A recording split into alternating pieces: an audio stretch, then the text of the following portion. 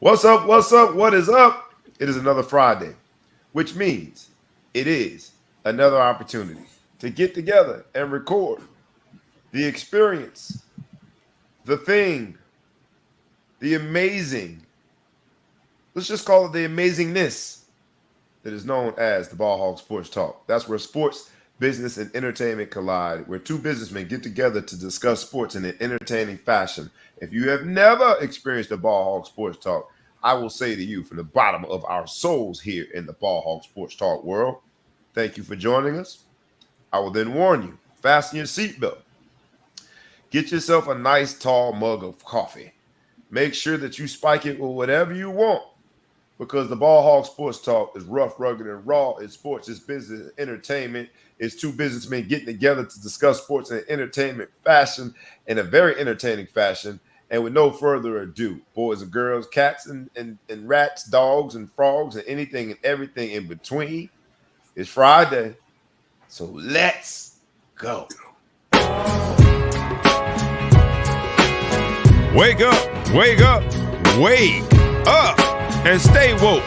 Because this is the Ball Hog Sports Talk with your boy, B. Brown, ESQ, a.k.a. the Ball Hog, a.k.a. the Mouth of the South. This is the place where sports, business, and entertainment collide. And we're going to give it to you rough, rugged, and raw. So come get you a spoonful, like some grits with butter and salt. You know how we do it in the South, y'all. Make sure you do not get caught in your feelings. Strap on your seatbelt and enjoy the ride. Come on, let's go.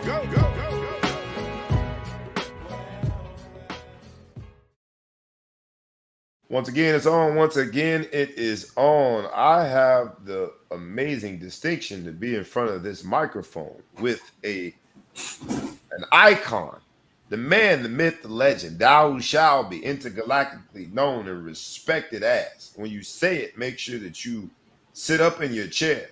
Make sure you say it with your chest. Make sure you say it with conviction. From the Middle Coast, he is the Big Flow Shows in the building. What's up, my brother? Nothing, man. Just thought I would get a sweatsuit that would match my beard. You know what I mean? Bring out the salt and pepper and my, you know what I'm saying? That's the To thing work now, it man. They off call and that that's the sex symbol look now. You're supposed to have coordinate beard, you know. Hey, I don't want to see any comments if you come one day and my shit all the way black. It just naturally did that. Mind your Okay? business. Mind your But business. mind your business, right? It just comes. Sometimes it just turns black. I don't know about the salt and pepper. So Some you're people okay stay with the okay. dye. If a man No chooses to problem. dye his hair, because you have embraced being on the other end of The back having nine. hair. Is On the that a good back way nine. to I'm say on the that? back nine. You So on the here's back the thing I look at, man. Everything you see about a woman when you see her out is fake. Everything. Makeup, Oh, how this became eyelashes. about women? I'm talking about brothers now. Listen up. I'll let you talk. High heels, Spanx, even the yoga pants be cheap. They threw some stripes in there and make the rump look a little better than it intended. God Emphasis. intended it Points to of look. emphasis.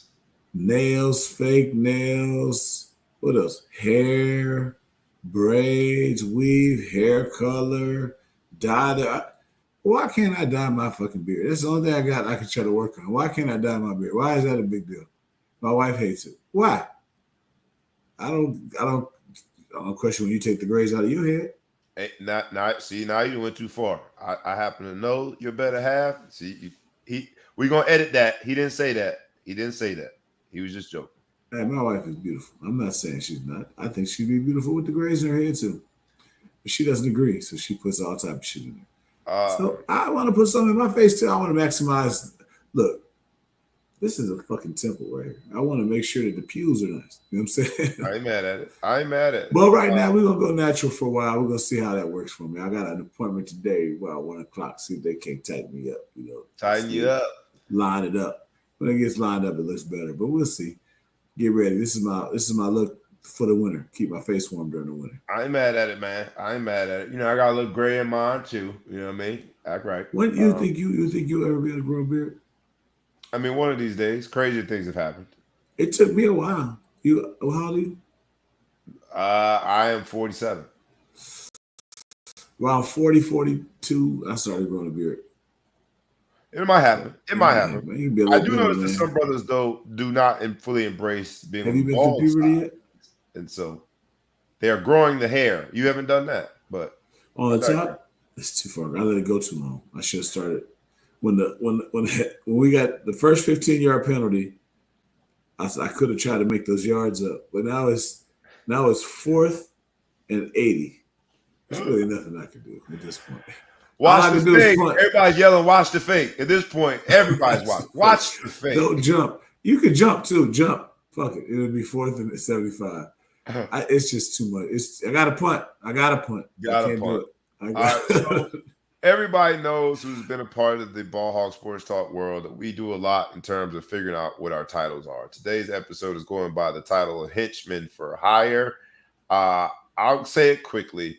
We were robbed, man. We went down to the DMV, Maryland, and we got robbed. Took my team down there, and we literally got robbed. There's no other way to say it. Kid made a phenomenal play. Quarterback just run out of bounds, literally just throws it up, and the kid makes a phenomenal. Our cornerback was tried to intercept it versus knocking it down. Kid makes an amazing play, but the longest 2 minutes in our lives.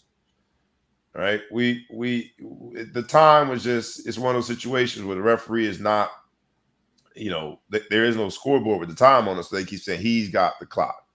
He's got the clock.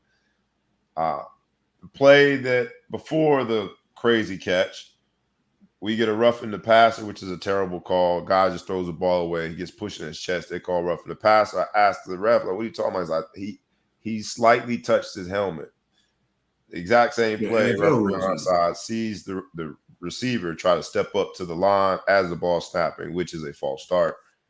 I then say, "Man, how you not going to call that? Look what happened in the play when you don't call it. Now they got a first down because of a roughing the passer." He says, "Well, I mean, I can't call everything. I haven't been calling that motion that you guys have been doing. And I'm an offense coordinator. We only have one motion the whole game. Just complete BS fabricated." So I'm saying all that not to complain because, losing with no time on the clock, with 0, 0, 0 time on the clock, in the grand scheme of things is a character builder. I literally dropped down to my knees like, what just happened after a tough loss last week? We go on the road, have the number 10 team beat, and we lose with no time on the clock with miracles, a lot of help from the referees. It's going to be a character builder. The crazy part is a lot of you guys see how much energy I put into youth football, whether it be the fundraiser that we have, and I will be including the link to that because it's already over $13,000. I now expect to win. I done bought my $42 worth of tickets. You expect to win? I'm expecting some return on that investment. But I am a realist, and I look in the camera and say to all of you, despite all the energy that I put in there, despite all of the time and commitment and the love that I have for these kids, I am of no crazy notion thinking that this matters. Youth sports simply does not matter. And to lose a game with 0, 0, 0 on it is actually better than winning in that situation because I get to teach young men, you got to finish the play. You got to finish the game. You got to finish in so many other areas of life. So, we're not going to be ranked. And I have decided in my soul that these last 2 weeks is what God needed us to go through, not only to win a national championship this year, but also to use this year to catapult them into successes well beyond just football, especially youth football, but into life. I was a youth coach for a long time, and I know how long it took you and how many scotches it took you to come to that conclusion. And I appreciate you because I've been there. With 0, 0, 0, has that ever happened to you? A walk-off loss? No time. I don't know. I can't remember. It hurt. And I had to drive 4 hours back to New Jersey after. I always say this, and I really believe it. I would rather get blown out than lose a close one. Blow me out. Because then I just go home and say, yeah, we got whooped. But you keep thinking, what if he would have just timed the jump 1 second earlier, if he would have went for the ball, if we would have just tackled the man and took the PI, we could have stopped. That's the worst. I feel for you, my brother. But Yeah, you're right. but it In the is what grand it is, scheme of things, man. it doesn't matter. Yeah, it really look, and it does take you to get to a point where you can say that it doesn't matter because you spend so much time on it, It right? doesn't matter. It doesn't matter in the grand scheme of things. But having said that, and having watched sports over the week, and having seen the most current story in entertainment when it comes to Lil Durk. What was Little Durk arrested for? If you remind me, please. I'm out of the hip hop world. Murder for Rap me is too. Me too. gone All these little beyond me. chillings. All these little chillings. What they He was doing? arrested for what? Murder for hire. Murder for hire. Yeah, over the King Von. He tried to kill the guy that killed King Von and killed the guy's cousin. All of that. All But that good that stuff. murder for hire, For hire. Come get and it. we're going to borrow a line from another 48. First 48. First 48, sorry. Another 48 hours is a movie. First 48. Everyone is presumed innocent until proven guilty, right? So we're getting away from the legalese of it, but that accusation, murder for hire, brought me to this point. Because there's a lot of referees, including in my game, it seems as though we are hiring these henchmen to literally destroy the game.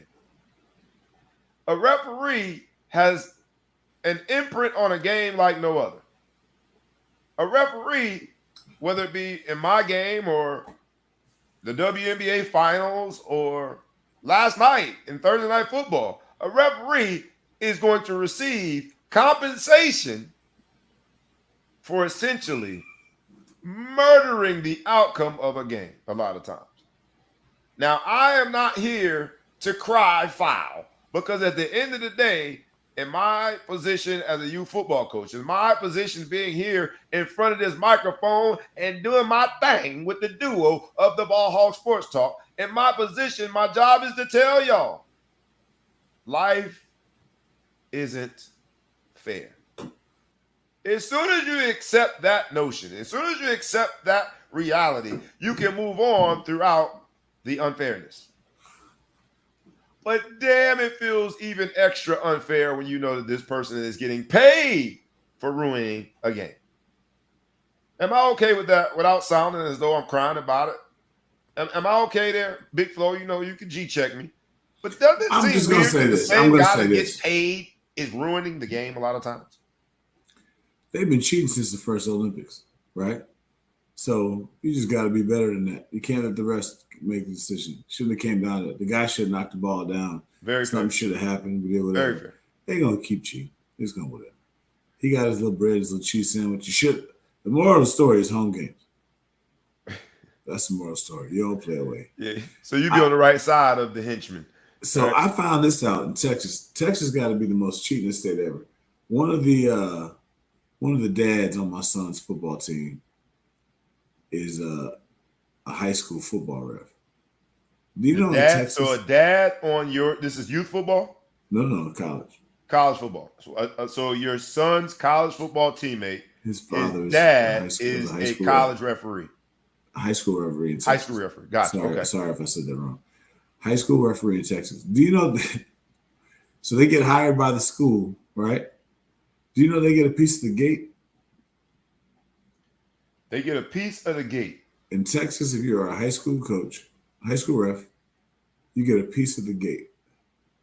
But can you say conflict of interest? Like if you make a bad call, they don't bring you back. You missing out on some of that gate. Have you seen some of those stadiums down there? I have not. Oh yes, I have. Work looks like purposes, college I was just stadiums. in Houston. I did see a big. You got these $50 million stadiums that you have out here. The gate's got to be pretty nice. I'm sure it's not free to go to those. So they have a business interest. They have a business interest. If you mess the call up, I may not call you next week when I need a ref. I cannot think of a more corrupt, horrible. Find a way to give them some of the gate without telling them they got some of the gate. That's all I say. It's terrible. Shameless plug. Y'all see I put it in the comments. I wanted to make sure. First, here, let's do it in this order. I wanted to make sure that the comment section was working. It is working. And now you see that there's the raffle thing there. Y'all support the kids, man. get these kids down the floor to go win us a national championship after 2 heartbreak losses in a row. Y'all support the kids, man. 0-0-0 time on the clock. Lord have mercy, but we're going to do what we do. My man DP is in the building. What's up, Daryl Porter? His son is doing his thing for the Miami Hurricanes. They're playing some good football right now. We have started the conversation about henchmen for hire. And the henchmen for hire in a lot of these situations are the referees that are charged with regulating a game, the ones that are charged with making the calls, the ones that are charged with managing the clock in youth football, which drives me nuts, right? Because time is such a big part of football. Why is it the time displayed? But oh well, I digress. This week, we have seen a lot of the henchmen for hire have an impact on the game. The Big Flow Show tells us about the state of Texas and them having an interest in the gate. But we have seen this week that a lot of the henchmen have had an impact on the game. Last night in Thursday Night Football, this had to be one of the worst non-calls ever. The Minnesota Vikings are trying to come back.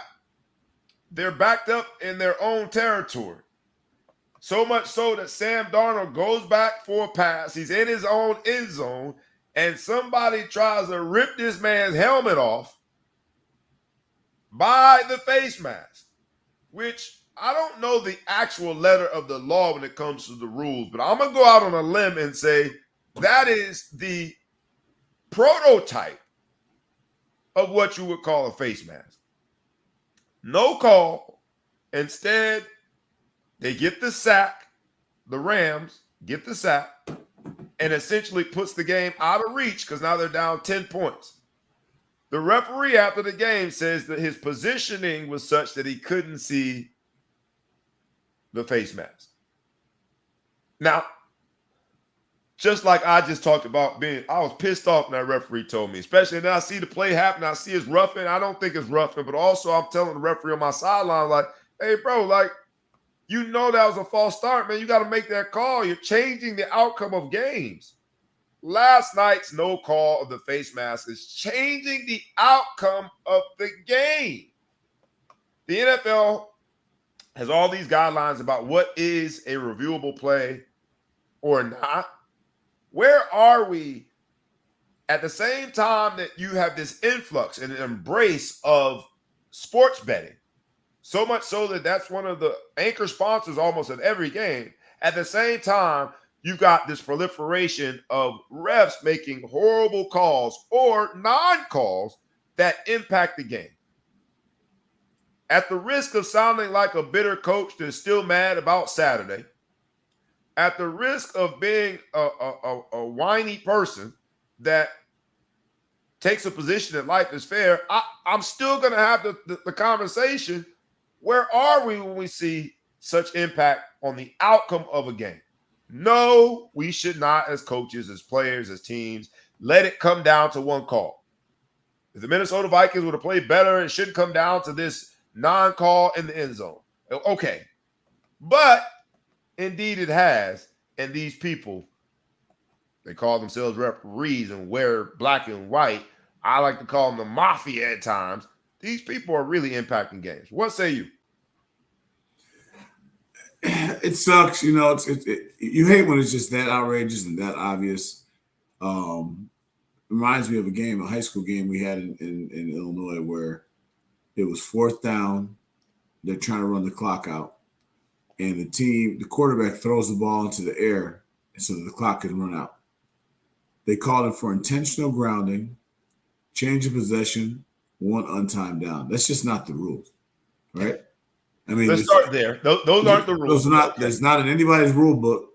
You can end a game on an offensive penalty. You can't end on a defensive penalty. That's I've been knowing that since I was in like 6th grade, right? Right. So they gave the team an untimed down. They kick a field goal and they win the game. So literally, most of the time you can say, well, you could have did this, you could have did this. The game should have been over. The game wasn't over. They kicked the field goal. They go to court, try to sue and everything. It's a playoff game, going to the state championship. This is to go to the state championship game. Uh-huh. The other team ends up going to the state championship. I don't think they win, though. I think they lose. But anyway, long story short, like, we can find examples of it where absolutely, without any shadow of a doubt, control the outcome of the game, and we just got to move on. And that's why I think sports give you so many life lessons. And I think you mentioned this earlier, either on the show or you mentioned this in the prep, where I mean, you have to learn. You know, you lost the game, you learn. This is what can happen. This is the type of hand my kids are learning that firsthand. Unfortunately, now this year's been a big learning year for our household, for myself as well. There's there's just times where things just are unfair, and they show you this things just don't work out. And there's so many parallels between what my kids go through on the court in the field of play that parallel what I go through at work, what I go through with my career, that go through with life in society. You know what I mean? And I guess the example, I'm real petty. For those of you guys who know, I'm a real extremely petty person. So like if you bother anything that someone I love, I'm real petty on what I do back to you. And I would say I'm working on it, but I really am not. I'm kind of leaning into it. But you kind of corrected me earlier today on actions I should not take because I want to show pettiness. But sometimes you need that, and sometimes you got to draw the parallels. We're human, man. We're human. For those who are joining us, we appreciate it. I know we're a little later in the day. This is the brunch version of it. Like we ask you every week, please like, please comment, please share, please tag a friend, tag a foe, tag anyone you know, and please subscribe to the YouTube channel. And then also I ask you, please weigh in. Have you ever watched some of these Henchmen for Hire? What is your example of the worst robbery known to mankind? We have all been a part of it. The same referee that is going to youth football get that cash at halftime.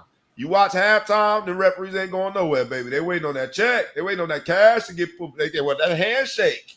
That's when they get their money, their referee fees. If you look at the collegiate and the professional ranks, that NFL referee last night who said he was positioned such that he could not see the face mask, the entire world saw it. They showed it again and again and again on both the Jumbotron and on the television.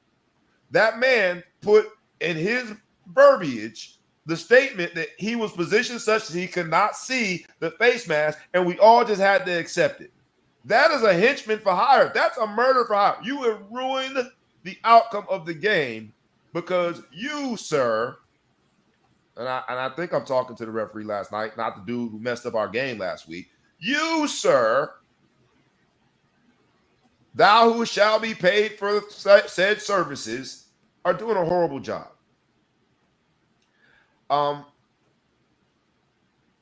When it comes to 13-year-old kids, you do move on. You teach them that life isn't fair, you move on. You do teach them that don't put yourself in that position to be susceptible to a bad call, and you move on. At what point do the referees need to be more accountable? That's my challenge, right? And we'll move on from last night's game because while Sam Darnold has resurrected his career, the Minnesota Vikings have done everything to overcome adversity. Last night's game wasn't a huge splash, but that missed calls was. The other henchman for hire that we got to start talking about is some people went and got some good trades this week. The first one is Davante Adams to the Jets. Aaron had a lot to say about his players in the past. It has been sort of reported that Aaron is struggling with the culture of the Jets, right? Although they fired Rob Saleh, although there's been a dust up in terms of the roster, Aaron, Mr. Rodgers himself, seems to be at odds with the culture of the entire building. In comes Davante Adams. Davante Adams, after the Jets lose 37-15 to a Pittsburgh Steelers team, goes ham in the locker room, yelling at his teammates, saying that we've got to have more juice and energy when it comes to this game. We got to have more love for the game. So I ask you, was this henchman for hire that Aaron Rodgers, the man, the myth, the legend, went and made sure that the Jets brought into that facility? Was it for football or was it for all the other stuff? Because Davante Adams, I think, has a lot left in his tank in terms of being a Plenty. top-notch wide receiver. Yet he went to the Jets. And the Jets, while they are in New York, an amazing media area, and they wear some nice colors, the Jets ain't in nobody's prediction of going to the Super Bowl. Was this just a hire so his henchman is right by him, and now they're going to try to take over the team for next year? Or do you think that Aaron Rodgers now has a formidable target in Devontae Adams? What say you? I mean, I don't know. Devontae seemed like he had some say in where he went. I don't know that I would have went to the Jets. I mean, he should have picked another squad. He should be down there with the Chiefs. You know, he should have tried to get down there. They're looking for a top receiver. He's a much better receiver than Hop right now in his career. Yeah, much younger.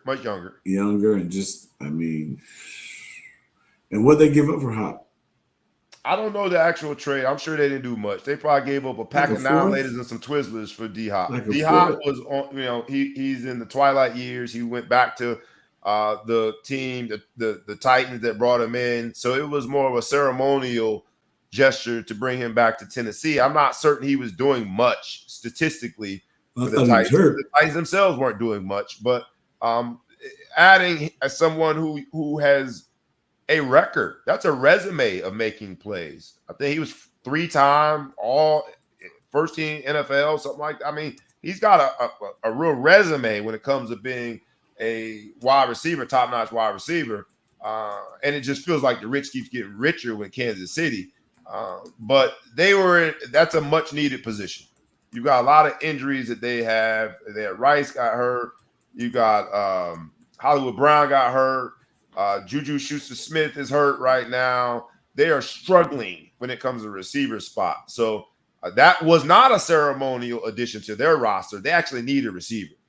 It just feels weird that Kansas City, of all people, somehow made this happen. Yeah, so to your original question, I just think that when they have this low, I don't know what it is. The Jets didn't learn from the last time they brought in Brett Favre, right? Same situation. You feel like the same thing with Aaron Rodgers? You feel like this is almost a parallel? He is a dick pic away from being the same exact thing. All he has to do is send a picture of his genitalia to one of the office workers, and this is the exact same thing. All right. Except for Aaron Rodgers, except for Favre. It's still October. This could happen. Normally, those type of picks are closer to the holidays. Yeah. You never know. He's single, too. He doesn't even have the holdback. Right, he doesn't even have any recourse. Oh, so I think it was a bad pick by them. They got rid of their head coach. It's kind of weird to bring in a traded receiver when you get rid of your head coach midseason. I feel like you've thrown the season away. To me, has anyone ever had a new head coach midseason and come back and win Super Bowl? That's a great question. I don't know the answer to it. I would assume that the answer to that is no, because of the continuity of a team. But also, most times when you replace a coach in the middle of the season, it's not just because you were trying to free up a parking spot. That coach wasn't doing something right. So I don't know the answer to that, but great question. I don't think that's going to happen here. We don't have any prospects of that happening in this situation. But Devontae Adams, man, shout out to him. He was the henchman. He came in and said all the things that had to be on Aaron Rodgers' mind. I would imagine that right before the game, they were together somewhere, eating fried chicken and drinking, lemonade. Whoa. Right? Was it watermelon lemonade? Where are we going?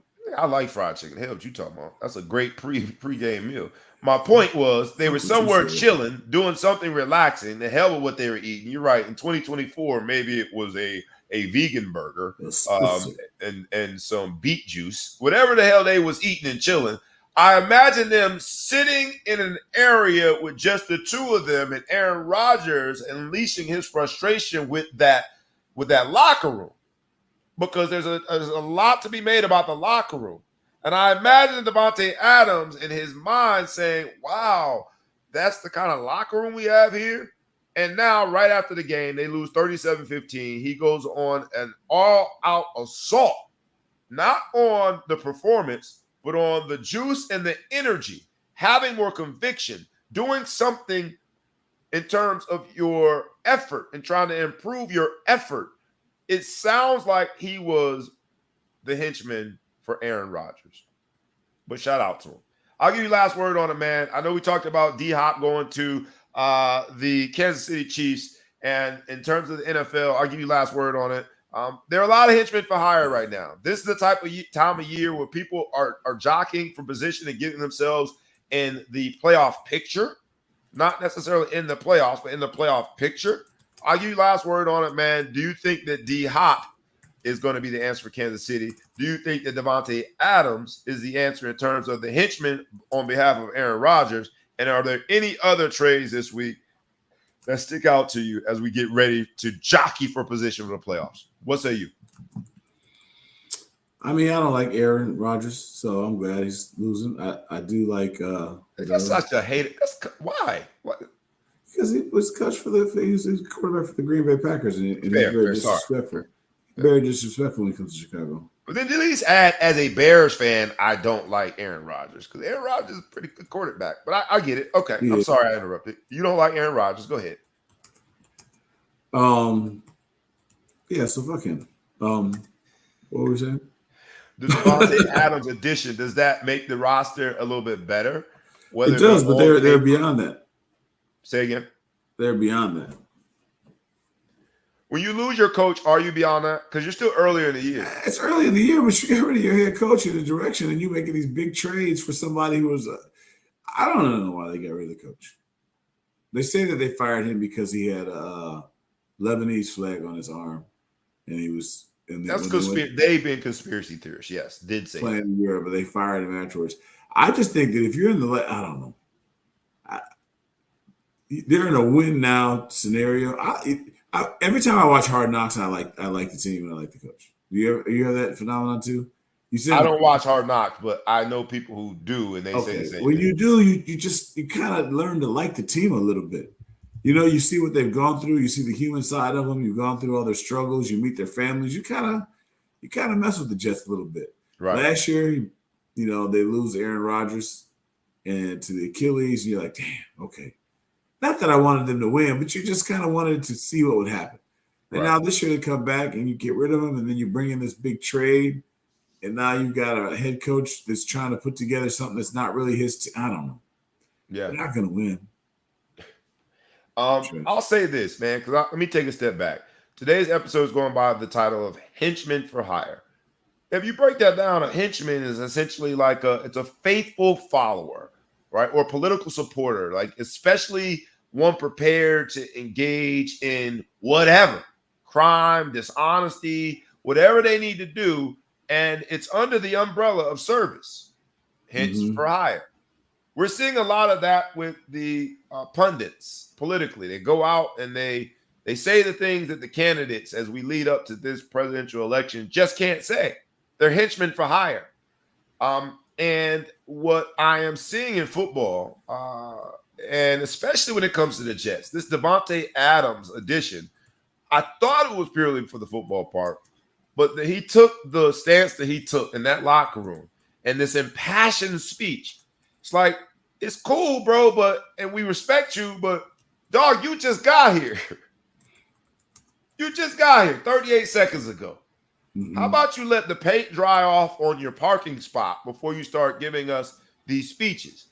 And so it just looks like Aaron Rodgers took the in the spirit of this political cycle, he took the approach of the candidate. I can't be out there saying everything because it'll come back to me. But some things need to be said. And if that is the case, shout out to Aaron Rodgers. You know, he's pretty strategic in how he moves. Pretty strategic. The other henchman for hire that we've been talking about is essentially these referees, right? These referees, not only with the no call last night in the NFL game, but in the WNBA Game 5, which is the equivalent of an NBA Game 7, right? We always say the best words in sports are Game 7. Well, Game 5 is the equivalent. A winner-take-all game to decide the championship. The WNBA attracts so many people to come to the game in Brooklyn. They attract so many eyes to watch the game. I think it was the seventh largest. Was it the seventh largest WNBA audience size viewership of the whole season? And with 6 seconds left to go, Breonna Stewart is driving, and they call a foul on Alana Smith that sends Breonna Stewart to the line. She makes both free throws and ties the game, goes to overtime, where New York Liberty go on and win the WNBA title. NBA stars, including LeBron James, LeBron James, weigh in on just how bad of a call it is. And again, the henchman for hire, wears black and white stripes, gets paid handsomely to essentially ruin a game. I'm not going to bring the clip in. refs make more than the players? Say again? Do you think the WNBA refs make more than the players? No. They might. Refs make more saving credit. But the point is like it just seems, look, and I am bitter because of my most recent experience with a referee. So I am a coach scorned by taking this position. But damn, it don't feel right. In a game 5, winner take all, there's a championship on the line, and we have become so used to it. We've been socialized ourselves now that we are expecting the bad calls, and damn, it just doesn't feel right. I mean, eventually, with the speed and I say accuracy that they're reviewing calls, they're going to start doing that. They're going to start making fouls. You're going to start seeing a red light go off where they call a foul from New York, especially in the playoffs. Someone's going to say, I saw it was a foul. Boo. Do you think human error should play a role? Because they're going to be the purists that say human error has played a role in every championship of every major sport since the beginning of time.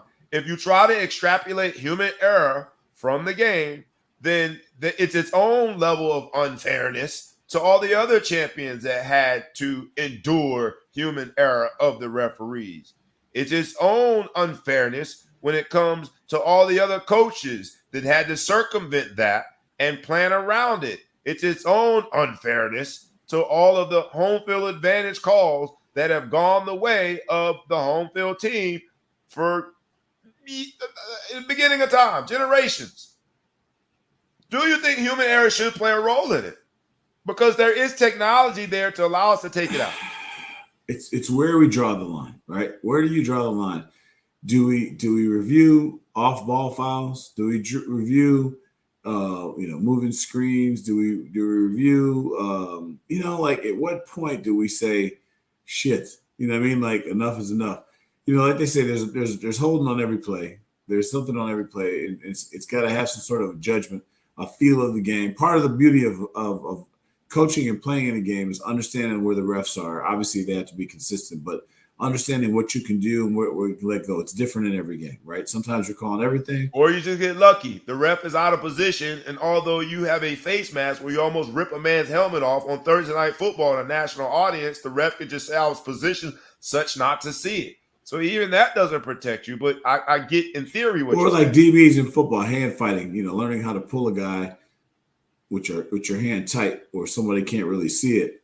Oh, now you made it personal. That's cheating. There's skill. I'm not saying as a receiver, I think it's cheating, but I'm just saying there's a skill level to that, which you can do it. Push-offs and different things. You can go and find, you could never get a play go off.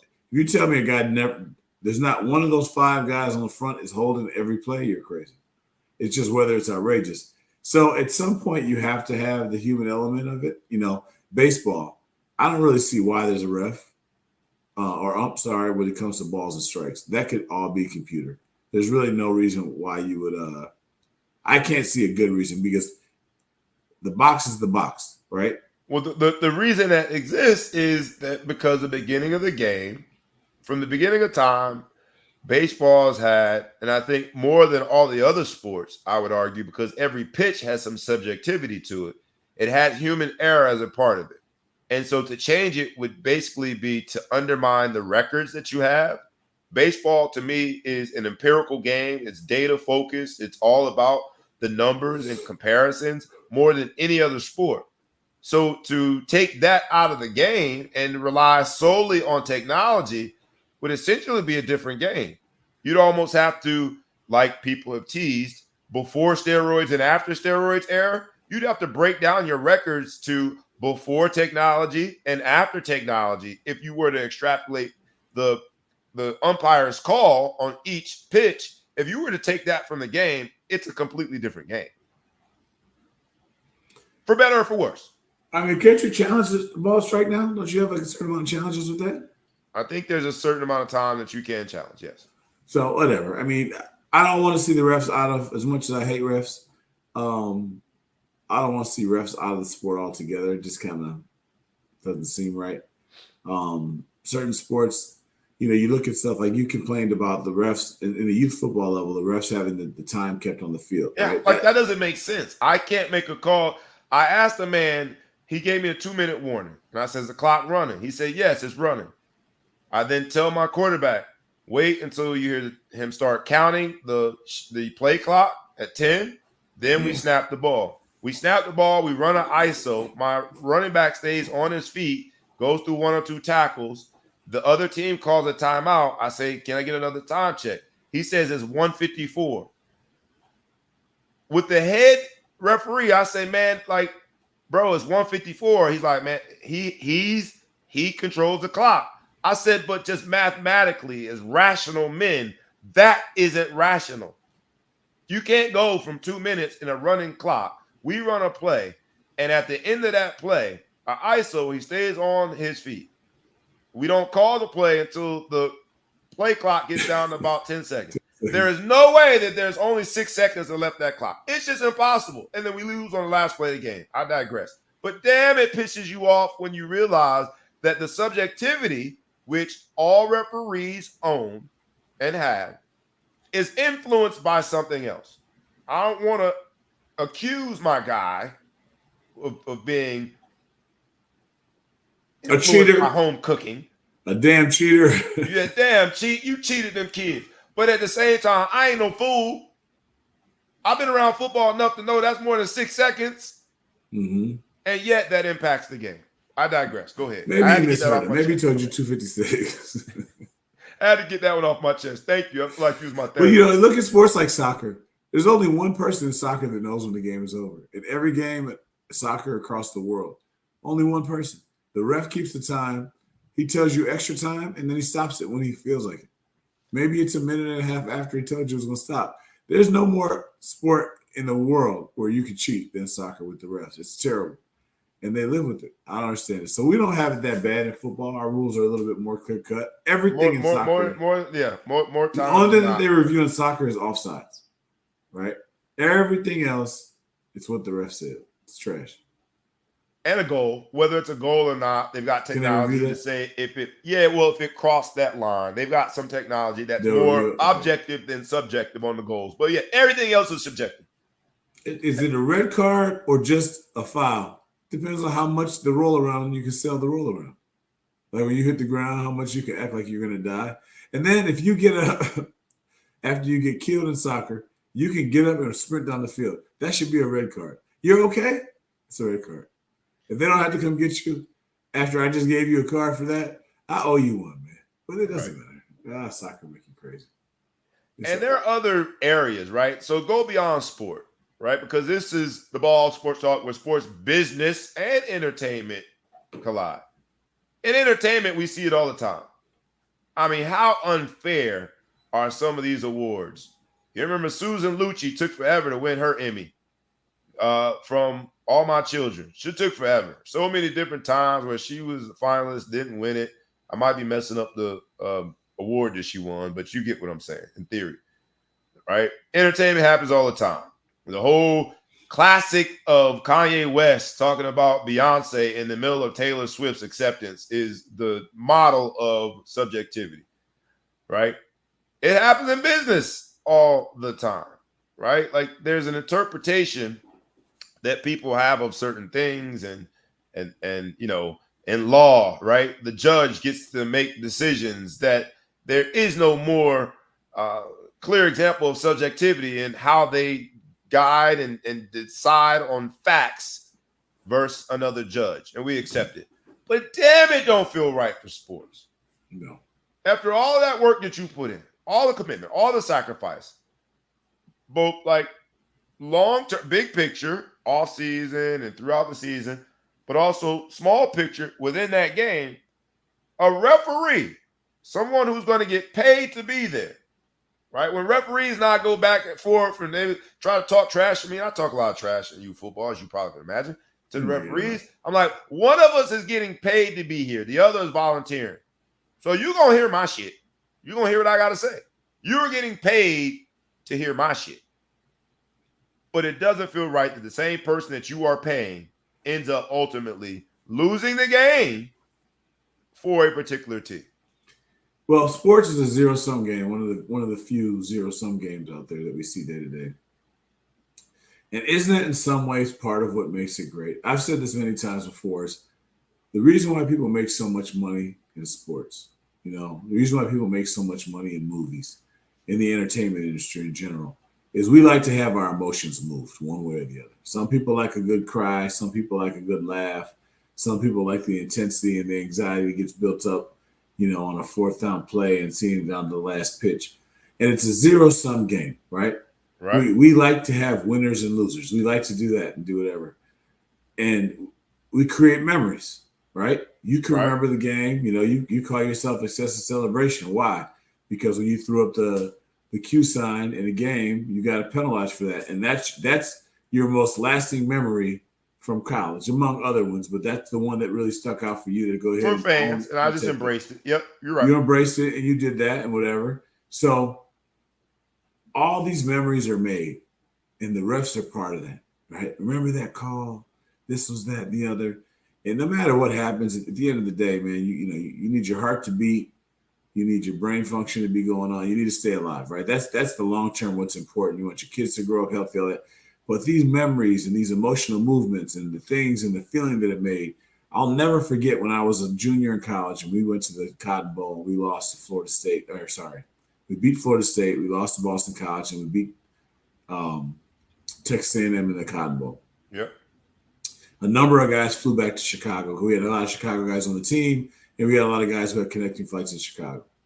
We walk off the plane. Just as we all walk off the plane, the TV right outside right outside the gate that we come out, and it says, "Hey, after this commercial break, we'll be showing the national championship game." So we're all sitting there, arms around each other. Everyone's sitting there talking. We're excited. We're thinking we won the championship. I never saw Coach Holtz let his hair down except for the night before. We were all juking at I think we were at the Anatole Hotel that year. We were all partying. So they're about to announce who's going to be in the. Well, this is the night before. I'm kind of jumping back. The night before the partying, because we just assumed we just won our bowl game. We're 12-1 or 11-1, whatever the schedule was, and then we watched Florida State win. If Nebraska had won, they would have been national champs. We watched Florida State win. We think we're national champs, or at least a share. Florida State. Because we beat Florida State, we had the same record. We both won our bowl game. This is it. We won. This is what's going. We're going crazy. Everyone allowed themselves to believe we won. And everyone's got their arms around each other. We're all sitting there waiting to see that we won the national championship. And the damn TV comes on and shows Florida State number 1, Notre Dame number 2. And I don't want to exaggerate. Let's say there's 15 people there.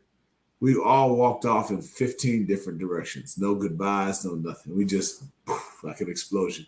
Everyone was so dejected and turned. And you remember it like it was yesterday. I remember it like it was yesterday. Certain details, I can't remember whose arm who I had my arm around specifically. I just remember there was a lot of us there.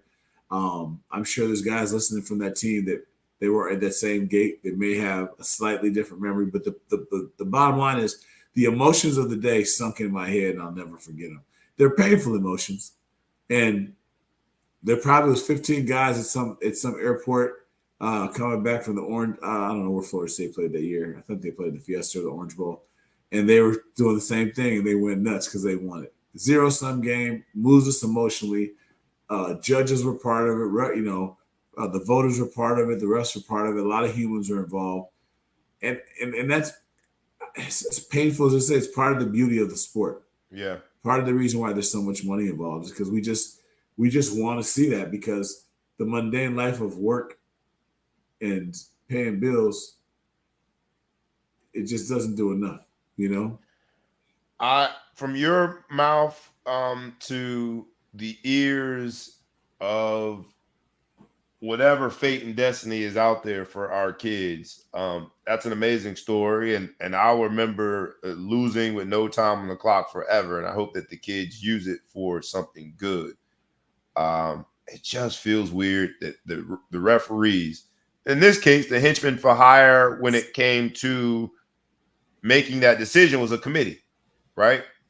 There are people that were charged with making that decision that had their own biases.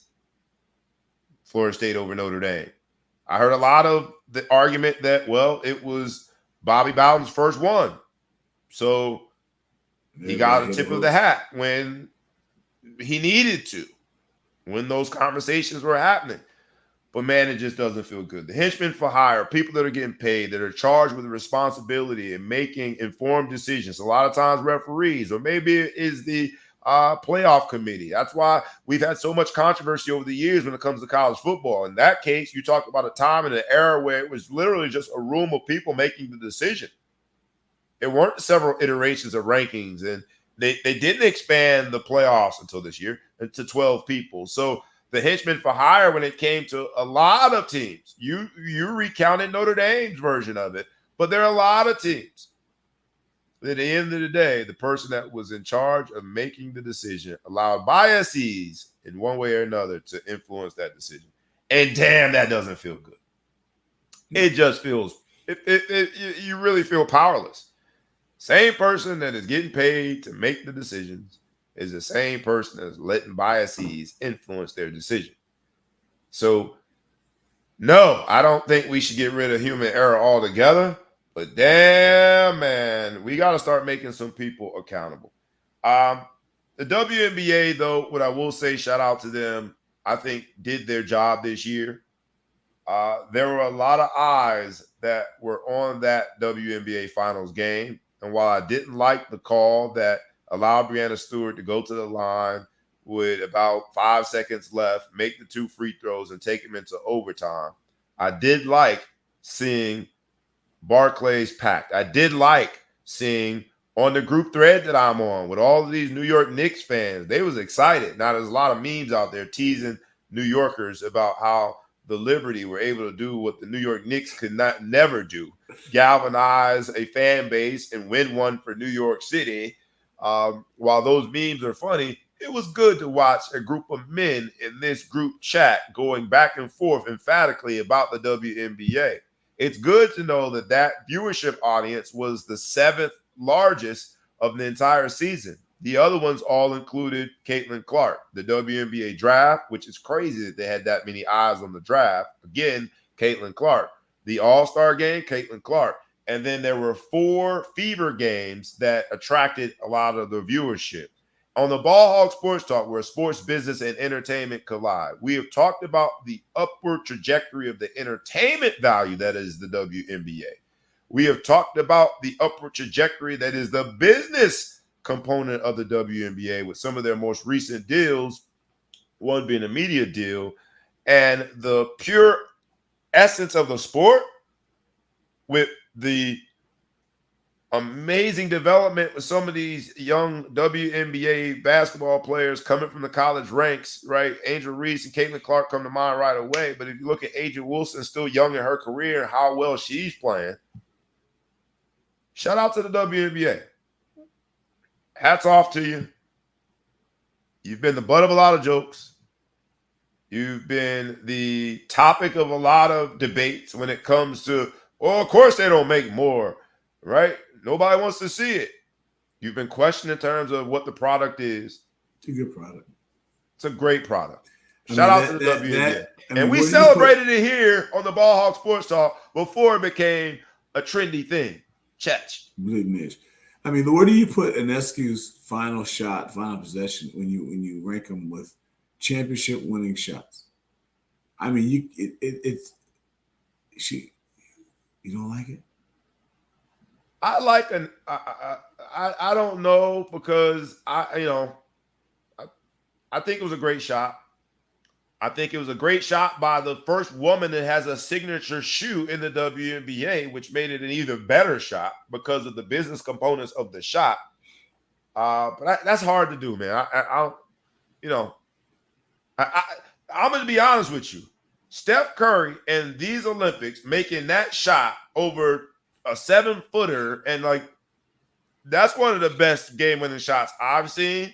And so I probably need a few more months removed from the Summer Olympics before I can really put. I mean, but if you really try to think of it fairly, Ionescu gets the ball. What about 6, 7 seconds left? Yep. She dribbles isolation, comes out. The girl's covering her. She kicks it back. She takes a logo three. Maybe not quite logo, but logo is. Very deep three. It was a real deep three with the girl trying to close out.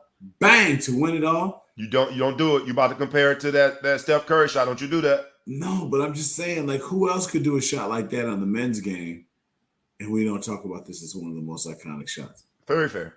To win the championship game, you win for her first one, right? It's her first one. Her first championship game, like you said, signature shoe. She's one of the stars of the game. She's bang. That's one that goes up on when she goes into the Hall of Fame. They're gonna have to show that. Yeah.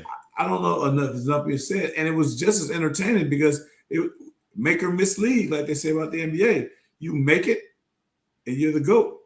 You miss it, and you're the GOAT. Right? Remember what they say? The GOAT used to be negative. Go either way, baby. Yeah, you go either way, man. Bang, hits that back, whatever. Confidence. You knew she was shooting it the whole time. She was just cooking a little bit. I don't know. Look, in this episode, Henchmen for Hire, we're talking about several different versions of Henchmen. But when you do hire a Sabrina Ionescu to not only be the face of your franchise, but let's be honest, at this point, she's one of the upper echelon Mount Rushmore faces of the league. To make that shot in that moment with that many eyes watching, she delivered. As a killer, she delivered. Shout out to her. The WNBA, as a product, they delivered. Shout out to them. And yes, how dare I not take the opportunity as a Miami Heat fan to pile on. The New York Liberty able to do what the Knicks could never do. You sorry, garbage New York Knicks. Y'all ain't gonna never win nothing. How on earth are you gonna give the Heat credit? I couldn't wait to see that. you just swing on the Knicks. So I saw you like, wait, how you going? The Knicks are rivals like that? Yeah, we hate each other. Okay. Yeah, we hate each other. Yeah. We have a very hate is such a strong word. We have a strong disliking for one another. Miami and New York have so many similarities. Well, I mean, the Snowbirds moved down there to have a better life, but they don't leave their Timberlands. They don't leave their bravado. They don't leave all of the things that you would associate. And when I say things, I don't mean the things. Both of you guys full of Puerto Ricans, Haitians, and Jamaicans. Very fair. Like you would think that there'd be more of a kinship. No kinship. Dog. But shout out to New York Liberty. It was fun to watch. Let's get into the NBA because you talked about some amazing shots on the WNBA side. There's a beautiful transition. It just seemed natural. There's a beautiful transition from WNBA to NBA now. And of course, on opening night, history was made. And you hear the camera capturing this conversation between two men that have the same name. Mm-hmm. Different nicknames, the King and Bronny. But it's literally a father-son conversation. He's like, look, man, just, go in there. Don't worry about mistakes. Pay attention to the flow of the game. And I found myself in this weird moment, like that's a conversation you would have on the sideline with your son before he goes into an AAU game. As a coach, yeah, I know. They're having this conversation before Bronny checks in with his dad to a standing ovation and making history in the NBA as a self-proclaimed card carrying, very enthusiastic member of the LeBron James hater club. Ain't nothing I can hate on about that, bro. So for men to still be hating on this, go see your therapist. You cannot hate on what we just watched. A dad and his son checked into a NBA game for the franchise that's considered one of the marquee franchises in the entire NBA from a historical standpoint. Entire sports world, yeah. Sports world, beyond the NBA. I'll give you that. They checked into the game together. Now, Bronny was 0 for 2. I think he had one rebound in that game. Now we're nitpicking. I'm not nitpicking. I'm saying that. Didn't he drop off in his 17 in a preseason game? Preseason game, yeah. So his first regular season game, he didn't score any points. Now, the one of the 0 for 2s was LeBron James Sr., the King, driving to the basket, kicks it out to Bronny for a 3. I'm just going to say that in that moment, if Bronny would have made that 3, I might have torn up my card and removed myself from LeBron James hater club. I might even call myself a fan again. 4 years as a fan when he played for the Heat, but I moved on now because he left us high and dry. But how are grown men still upset with this? We got henchmen for hire, bro. Like some of y'all ain't even get paid. We talking about henchmen for hire, referee. We talking about henchmen for hire, killers on the roster. Some of y'all not getting paid to hate like this. How can you still hate on this? There's a little hater in all of us, and some people have a little hater. But damn, bro, as a human, I want to say as a dad, but I don't even think I can reserve it just to be a dad. As a dad, you had to tear up a little bit. You had to hear the mic capture LeBron James, the king, giving subtle but meaningful advice to his son. Not before he go to an AAU game. Not before he went into a high school game. No, he's giving them that advice before they go to the scorer's table and check into an NBA game together. You gotta tear up as a dad, right? Yeah. And there are still people that are upset by this. Yeah, it'll always be. But that's fine. It is fine. It is fine. Get some more haters. What do they always say? If you have some haters, you got to get some more. You know, just go. Nah, y'all LeBron has been an amazing dad. You know, he hasn't shamed his family. He hasn't done anything. Some people don't like his politics, whatever. You know, you're gonna say whatever, but he's been a stand-up guy, stand-up individual. He's raised his son right. You know, his son was dead a year and a half ago. He died, came back. Now he's in the NBA, and he's out here playing. He's got another son that's coming behind him. You never know. I don't know how many years Bron's got left, but he might be able to wait him out too. And they could be like the Ball brothers plus dad. But I don't know. I think it's pretty awesome. I do hope that Bronny steps up and does, you know, has a big game and really doesn't look like it's total daddy ball. But if it is, oh well. I see unfairness around me every day of my life. So the show is based on unfairness. Mm-hmm. We talked about the referees and not only getting the check, but having a dog in the fight a lot of times. It's based on unfairness. We started by saying, and I had to accept life isn't fair. I just don't understand why people have so much vitriol when they are spewing these things about this moment. Do we just hate seeing things that are like family-like? Mm-hmm. What? And I've asked people because it's tough for me to have the conversation as a LeBron hater. I am a LeBron hater, and I do not like LeBron because he left the Miami Heat after them 4 years, and I have an issue with that.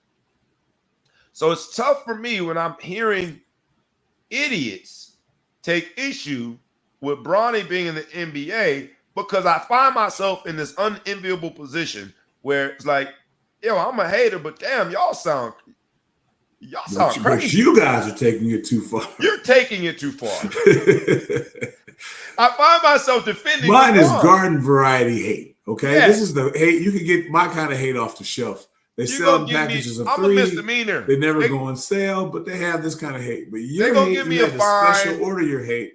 You had to talk to the butcher, and you had to show him you had to draw him a picture of what your hate looks like. It's egregious. There's levels to this. You got some of you are felony level haters. To hate on a man having that conversation with his child, such that we all should be teared up because it is the example of what Black fatherhood should be. Yeah.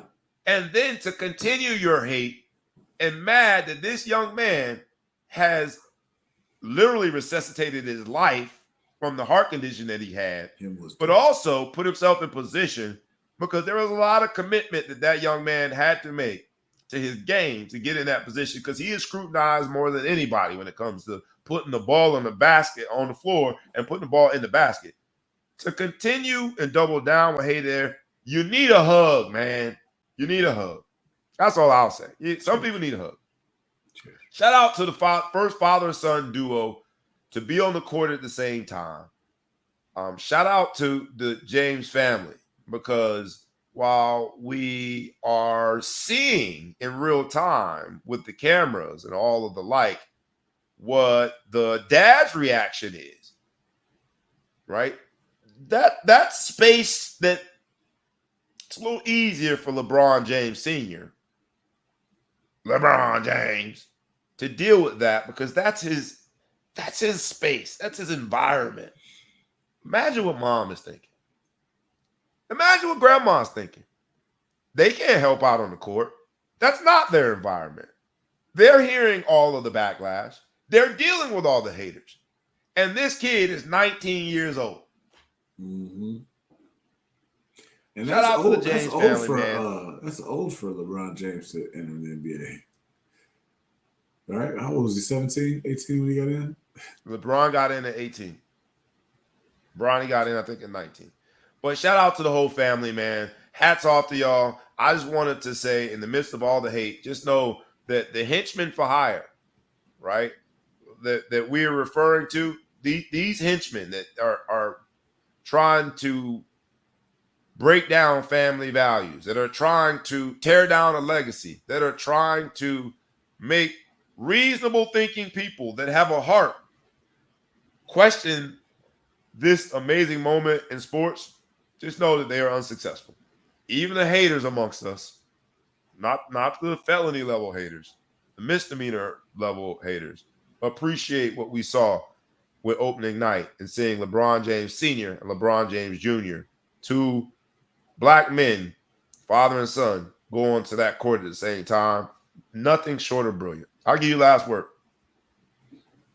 Lakers with 6. Oh, Lakers ain't gonna win nothing. Lakers ain't gonna. Now I can get back to my hate. I get back to my hate now. Lakers ain't gonna win nothing. Don't let these fools mess around and make a playoff run. Y'all can't talk to me. So many great pictures though of them on the court at the same time. I said you get last and word. Then his dad got to return the favor, throw him a oop back. Throw a oop. Yeah. You know, LeBron would jump up to the rafters and catch that thing if his son tries to throw him. There is no pass too high. He will go get it. In all seriousness, though, man, I'll get off the topic. What if it's a scrap? What happens if somebody tries to lock him up and tries to fight Ronnie? I mean, you know the business. He's going. You know the business. All I would do is ask you to substitute LeBron James Jr. and LeBron James Sr. for Reggie Freeman Jr. and Larry. You know what's gonna happen. I'm coming. Who's with me? I'm coming elbows first. I just don't know who else coming. You're fighting both of them. Absolutely. But shout out to them, man. In all seriousness, I'll just say this, man. In a world that depicts, in a society, not a world, but largely it could be the world, but I'll just specifically talk about our society that depicts Black men in some of the most embarrassing ways. We've been typecasted in Hollywood, because this is where sports business and entertainment collide, as pimps, killers, anything and everything, as womanizers, cat eaters, dog eaters. These images that are so widely dispersed that the typecast makes more sense than a hardworking corporate dad. In this same country, to know that we have so many people that are being derogatory and tearing down this image that we see of a father and a son living a dream together. I just ask that those of us who are sensible, we don't add on to that. Let's be smart. Let's not be henchmen for hire when it comes to that narrative. Let's get out of here with this, man, because we've got, I think, when you look at matchups, we've probably got a Field of Dreams type World Series. You got the Yankees and Aaron Judge playing the Dodgers and Shohei Ohtani. You got the East Coast and West Coast. You got Tupac and Biggie. You got the Dodgers and the Yankees. You got the two best players, maybe in this generation, but also arguably Ohtani, I don't think it's even arguable. But Aaron Judge is up there too, of all time. This is MLB's moment. It is. Do you think that they seize it? Game 1's tonight. Do you think Major League Baseball finally finds their way back into the conversation of barbershops, back into the conversation in Thanksgiving Day tables, right? You would be laughed at in barbershops if you talked about baseball during a certain era. But now it's back. Do you think that the henchmen, the two guys that have carried Major League Baseball on their shoulders for the last several years, do you think these henchmen for hire will deliver and give this World Series the boost of energy that it needs to bring fans back in domestically, globally? Will we finally start talking about baseball like we talk about all the other four major sports or three major sports?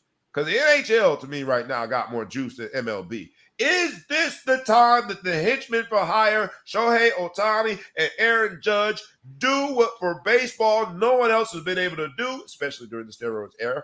Do you think this happens in this moment with these two henchmen for hire? I think this is going to be the biggest watched World Series in a long time. I'm thinking about how I can find a way to sneak a game in today because, I don't care that much about I don't care nothing about baseball, but this Shohei Ohtani guys is really a sight to see, and his accomplishments are ridiculous. He's Bo Jackson, Barry Sanders, Tom Brady, Brett Favre. He's all of it in one, right? Like it was. He's injured. He's such an injured. He's on IR. Hey, look, this dude is on IR for offense, so he's just going to have, or for defense, he's on IR, so he's just going to play offense at an MVP level while he heals up his IR muscle. So I think that's crazy. Again, every sport was excited to have two coasts represented in their championship game. Every sport. It could not get better than LA and New York, the two biggest markets that you got out there. And then you got two guys who are going to be the MVPs of their AL, American League and the National League. So those guys should be the odds-on favorite. The question I have is, does it even hurt Ohtani's legacy if they don't win it? Do baseball guys get judged the same way? His stats are so mind-boggling. Like, I want to compare him to Dan Marino in terms of statistical output and not winning a championship, but that would be such an insult to Shohei Ohtani. Think about that. But does baseball have the same scrutiny? When you think about, is there a baseball player in the world on any time, any team that can impact the game to the same level? I mean, even as a pitcher, you still don't even get to pitch every game. There is no sport that comes to mind where nobody has the impact that they do in a basketball game or a football game. There is no room for a Tom Brady or a Michael Jordan on baseball. Because I would say, who would that person be? Who would you say is the best ever? If you don't take Ohtani out of it, like going back. Even Barry Bonds, here's this great player that had a Hall of Fame career. Then he did steroids and had a Hall of Fame career of steroids that separate the two careers, and they're both Hall of Fame. he's still one hitter out of a lineup of 9. So you can only, you can't get an extra hit in there, right? And then you can only catch the ball when it comes to you and make outs when it comes to you. So you just don't, the game isn't designed. And if you're a pitcher, you can't pitch every game. The game isn't designed to have a player that's going to be that I think you can judge on championships the same way you can in football. Even though Tom Brady can't play defense, I Yeah, guess in but basketball, you gotta it's different. admit, I agree with you. But and the big but is both of these teams, from a front office perspective, were constructed to win. So there's no surprise that these are the two teams left standing for this World Series. And I think when the debate and the legacy conversations start to come about, one of the things that, and I'll go to other sports, one of the things that detractors use for LeBron James is, but he was on these teams that were constructed to win. One of the things that, like the whole idea of the front office putting around that superstar a team that is constructed to win, I think does come into play when you're having legacy conversations about championships. But having said that, there are very few exceptions to the rule. I think Shohei Ohtani is one of them because they aren't anything without him, and he's only playing sort of half of what he can do because of an injury. So I don't know that this World Series is that closely attached to his legacy, to be honest, because of the asterisks that you have to put on the season with his injury. Fair. I think that's part of it. I think just the nature of the game in general is part of it too. I don't know who else gets judged by their World Series and not World Series. But it's a good one. I'm gonna try to watch some of the game tonight at least. All right. So you going Dodgers or Yankees? Who you picking? I don't like the Yankees. I'm going Dodgers. You going Dodgers? All right. In that case, naturally, I'm going Yankees. Not only because I think you just sealed it for the Dodgers. Thank you. Not only because I'm a contrarian. You know what? My recent history of losing these close games is, you might be right. Not only because I'm a contrarian, but a lot of my coworkers and neighbors are all Yankees fans, and there's a local bar here, pizzeria, family bar that I'll probably frequent since this is our first weekend without a game. So I'll probably frequent the pizzeria and watch the game. So go Yankees. How about that? Let's get out of here with college football, man. The Texas fans got a real good dose of what that SEC be like. Georgia comes to town and opens one of them good old cans of ass whooping, or whoop ass. And the fans were so irate and upset that they were throwing debris and trash onto the field while the play was going on. I don't know that I've ever seen anything like that. And I thought Texas was ready for the big times, but they looked a little out of sorts, both on the field and as a fan base. A lot of eyes were on that game. Texas fans got to do better. What do you have for college football? Is anything you're looking forward to? We know Notre Dame is playing Navy tomorrow, and that's a 12 p.m. kickoff. That means I'm going to be drinking early. That's a big game. That's a big game. Navy is ranked 24. Navy has found undefeated, but they have found the fountain of youth when it comes to their triple option football. This is not your granddaddy's triple option. They will throw the ball on you. Should be a good game, but the irony of Notre Dame's hopes of going to the college football playoffs resting on not one, but two service academies, because those are the last two teams that they have on their schedule that are ranked. Navy is ranked. Army, being undefeated as well, is ranked. They play them in 2 weeks. So that's one game I'll be looking forward to, and I will be down there at MetLife Stadium getting a chance to go to the game and see some Notre Dame alums. So looking forward to that. Anything else on the college football landscape this week? We've seen a lot of upsets over the last 2 weeks. We've seen a lot of juggling and movements. We've seen basically the complete deterioration of Alabama in a very short amount of time. Anything else you're looking forward to in college football this week before we get out of here? I mean, I just look at this, I guess a general statement is I think the timing of this expansion of the playoffs is just, it couldn't be better. Like right now, you can look at Oregon and say, all right, well, they're the number one team right now, kind of by default. People said that about Texas a week ago, but it definitely goes beyond 4. You'd be a fool to count Alabama out all the way. Georgia's got a loss. You can't count them out. Ohio State's got a loss. You can't count them out. Um, who knows if Oregon loses one along the way? You never know. These are big Power Five conferences or Power Four conferences. You could have some upsets. Iowa State, no one would ever think of them as somebody who's going to be in the top four, but they're doing very well. I think there's just a lot of teams out there. BYU is doing very well. Notre Dame, I think, is on pace to try to make it. There's just so many teams you can't count out. Um, most years Notre Dame lost to NIU that early in the season would just be written off as a fluke. It'll be over. It would be over. Yep. Well, no, but I'm saying they would call that a fluke loss by the end when they start arguing about whether they should be in. But top 12, we can figure that out. And I think when you go top 12, I don't know who's going to win. So I love the state of college football when it comes to this, with the playoffs. The parity's starting to get ridiculous. So I look forward to another upset this week. I like seeing people lose, not called Notre Dame. And we'll see what happens. I can't wait because the Ball Hawk Sports Talk was sports business and entertainment, Clyde. I can't wait to see what the viewership numbers are on those earlier college football playoff games. I'm looking forward to seeing what ticket sales and viewership will be for those earlier games because if you recall, over the last several years, there has been this shift in terms of the power structure. The players have had the power when it came to the less meaningful bowl games, such that first round, if you're projected to go first 10 or first round, agents have advised and the college football programs have accepted that some of those players aren't going to play in the bowl game, a la Florida State last year when they got drubbed. That was a completely different team.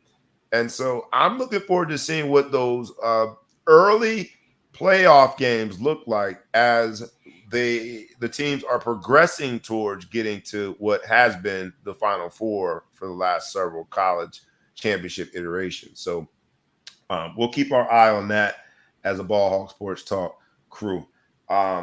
Before we get out of here, we'll do it like this because it's been a great show. We started off talking about, the youth football game that we lost. And I'll bring it full circle, not to complain more about losing and the referees cheating us, but to be very pointed about my position as a youth football coach. First, I put the very first comment, I put the raffle in there. I challenge all you guys. You spend $7.50, you can help these kids go to Florida, buy uniforms. We're going to do a dinner with shirt and tie and all of these things, trying to get an etiquette course for these young men as they are getting ready for high school. And then second, the getting ready for high school is we're preparing these kids that are playing 13U for the conversations they're going to have with some of the top high school programs in New Jersey. Preparing them for what they need to be doing when they get there, preparing them for making sure that they don't allow their 4 years to be consumed and used without getting some value beyond whatever they are as an athlete. It's a blessing. So that brings me to third, the Henchmen for hire that we initially started talking about was the referees. But I too raise my hand and say I'm a henchman for hire. Now, I ain't getting paid nothing. I'm volunteering.